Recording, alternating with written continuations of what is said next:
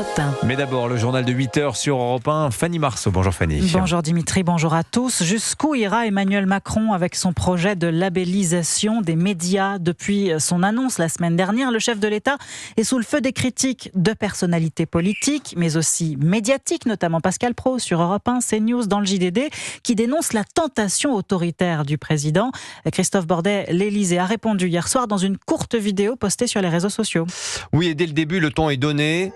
Emmanuel Macron envisage un label pour les médias. Reprise par l'Élysée sur une musique lancinante de l'édito de Pascal Praud.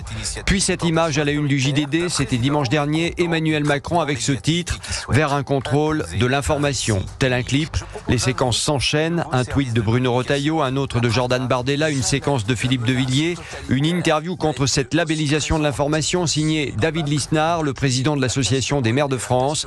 Le tout barré d'un mot, un seul, incrusté par les équipes de l'Élysée, des informations, une vidéo payée avec l'argent public pour s'attaquer à des médias privés du jamais vu, David Lisnard, hier soir sur Europe 1. Si la présidence de la République voulait se caricaturer en ministère de la Vérité, elle ne s'y prendrait pas autrement que par ce tweet qu'elle a sorti. Je dirais que c'est le premier communiqué du ministère de la Vérité. La toile s'emballe, les réactions se font vives. Éric Ciotti écrit officiellement au président de la République pour lui demander de renoncer à son projet de label de l'information. Un label qui serait vite noyauté par la CGT, écrit l'essayiste et romancier Clément Veil-Rénal sur X.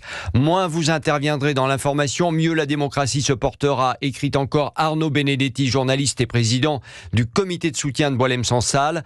Et David Lisnard, le maire de Cannes, de rappeler qu'il y a déjà une loi pour encadrer l'information et la liberté d'expression. La liberté d'expression, elle est encadrée par la loi de 1881, qui est une bonne loi. Mais là, ce ne serait pas ça. Là, on ne pourrait dire que ce qui est labellisé. Donc, en fait, il y aurait un préalable administratif à la doxa, à la bonne parole. C'est extrêmement grave sur le principe. Un projet de label que le président de la République voudrait a priori mettre entre les mains de Reporters sans frontières.